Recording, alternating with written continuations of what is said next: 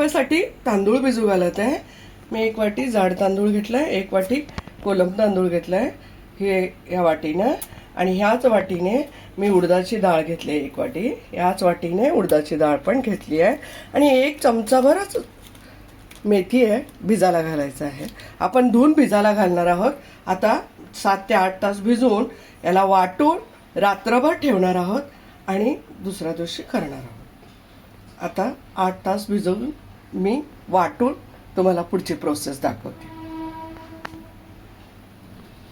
आपलं पीठ रात्रभर फर्मेंट होऊन व्यवस्थित छान झालं आहे। आपण त्याला व्यवस्थितरित्या फेटून घेणार आहोत। मी चवीप्रमाणे मीठ टाकलं 1 चमचा, आणि आपण पुढची प्रोसेस पाहणार आहोत। छान फर्मेंट झालंय।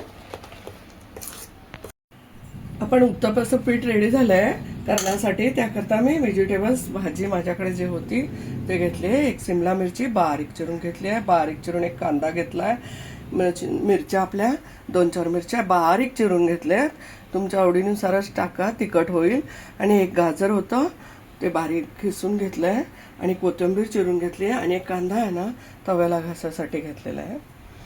अशा पद्धतीने कट करून घेतलेला आहे। आपण प्रोसेस पाहणार आहोत।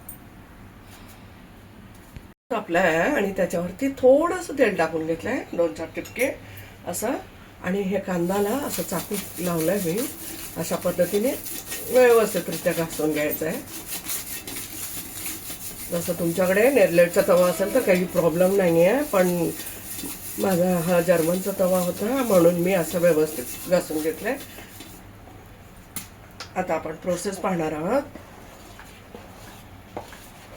गॅस थोडं टाकताना मीडियम करायचा आहे।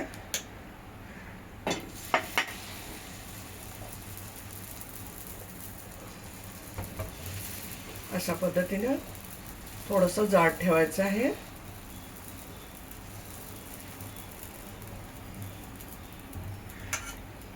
आपण थोडासा कांदा टाकून घेणार आहोत अशा पद्धतीने।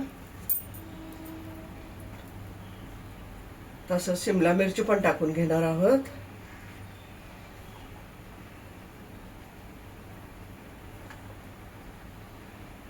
तसंच गाजर सुद्धा व्यवस्थित हळूहळू टाकून घ्यायचं आहे। कोथिंबीर पण टाकून घेणार आहोत।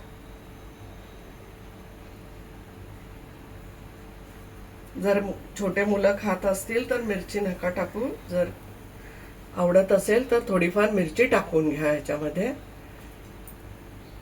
गॅस थोडा फास्ट करायचा आता, आणि थोडं तेल जे आहे ते वरच्या बाजूला थोडंसं तेल टाकून घ्यायचं 1 चमचा, कारण आपल्या भाजी टाकली तव्याला चिटकू नये म्हणून, आणि ह्या साईडला असं किनारने थोडंसं टाकायचं तेल, जास्त नाही टाकायचं, थोडंसं। आता फास्ट गॅस केलाय, 2 मिनिटं शेकून घेऊया त्याला, आणि मग पलटी मारूया। तर आपला 2 मिनिट्स झाले, तसं आपण पलटून घेणार। छान झालंय, ही भाजी खूप छान शेकली गेली आहे। आता ते भाजी आपली जी टाकलेली व्हेजिटेबल भाजी आहे ती पण छान व्यवस्थित 1-2 सेकंदासाठी ठेवायची आहे। आता आपण पलटी मारून घेणार आहोत। अद्याप छानपैकी झालंय। माझ्याकडे बीट नव्हतं, बीट सुद्धा तुम्ही किसून टाकू शकता, हेल्दी असतं, आणि नाश्त्याबरोबर, खोबऱ्याच्या चटणी बरोबर, टमाटे सॉस बरोबर, आणि चायनीजची चटणी असेल तर तीही बरं असेल तुमच्याकडे, ते पुदिन्याची चटणी असेल त्याच्याबरोबरही। आता आपण काढून घेणार आहोत। आपला उत्तप्पा रेडी झालाय खाण्यासाठी। मी सर्व केलेला आहे। मस्त खा, स्वस्त रहा, आनंदी रहा, लाईक करा, शेअर करा, सबस्क्राईब करा। धन्यवाद।